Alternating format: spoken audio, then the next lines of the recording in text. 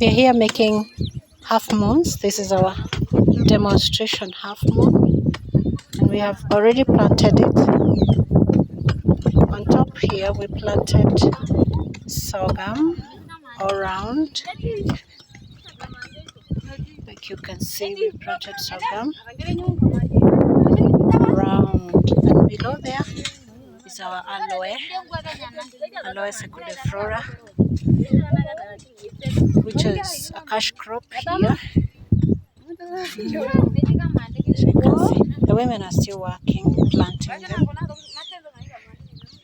So we planted green grams here on the top. This is one. Here we have sorghum, these two lines, and then in between we have green grams. On the bulb of the half moon, this is how it looks from the front. And then here, where you see this mulch, basically the only mulch we have here, we put nightshade for vegetables. Nightshade. And then here on this other second palm that we created on this small ditch, we put amaranthus inside the small one. And then we have cowpeas on this small balm here, just to increase the efficacy of the half moon. And then we have these two holes here. This will be 3 holes, but they will also hold vegetables. So just creating a microclimate, a basin which will harvest water and help us grow in this dry land a lot of vegetables and other things that will make the diet of these women better. That's the idea. As we harvest the rainwater, as we control soil erosion, we improve their diet, because they will get better harvest. They will be able to have better use of their land, and they're working very hard, very, very hard. These are the Samburu women working very hard. Look at this second one here. We are working on this one. They've done a superb job with it, struggling with these holes, and this is very hard soil, very compacted. It is very difficult to dig.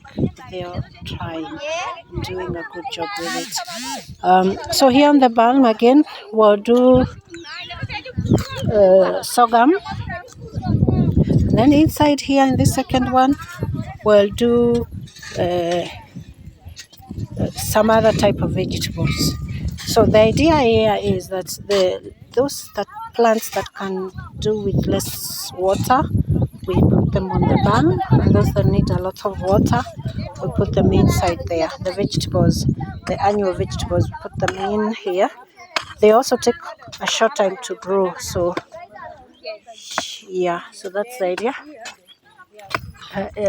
We are avoiding to do maize and sunflower, which also does very well in this half moons we've experienced before.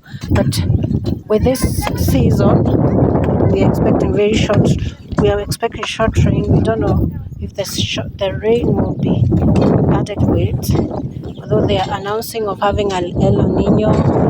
But it may be a short rain season, so we're not gonna do maize, and right now we don't even have the seeds, the maize, the heirloom maize seeds.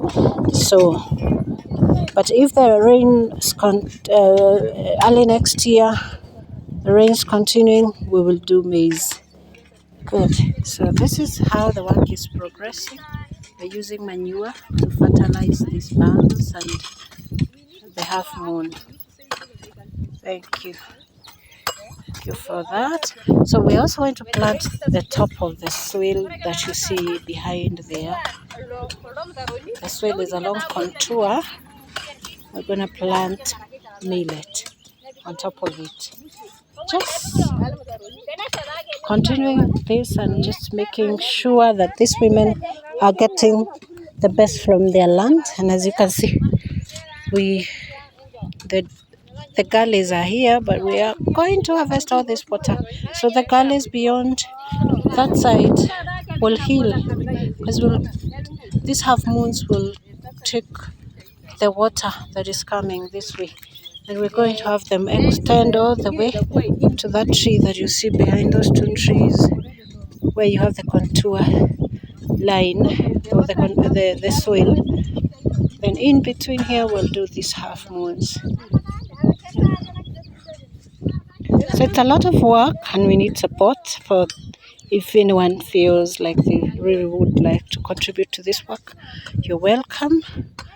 It's not simple work, but it's very profitable work. It will have an impact on these women's life, since they don't have any form of vegetables, any form of green things. They only eat ugali and milk. Ugali is made of corn. It's like maize meal cooked, and it's just that they are able to have. And milk, and the milk is never enough, so it's always the children first. Yeah, and occasionally they eat meat, but it's meat here is eaten on a ceremonial basis. Unless there's anything they're celebrating, they don't eat meat from their goats. They don't sell them for meat. They don't sell them every other day. They sell them when they need to pay, for example, school fees, buy clothes. They need some money, they buy. And for the women, it's even worse, because the women don't own any goods.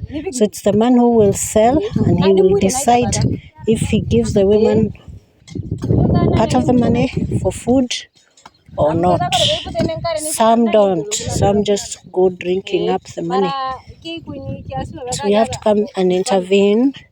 These are, to me, the long-lasting interventions for this problem of malnutrition in the semi-arid and arid lands of Kenya, and maybe even other countries in Africa. So yeah, so any help we can get to this project, this work is very, very, very highly appreciated. Thank you.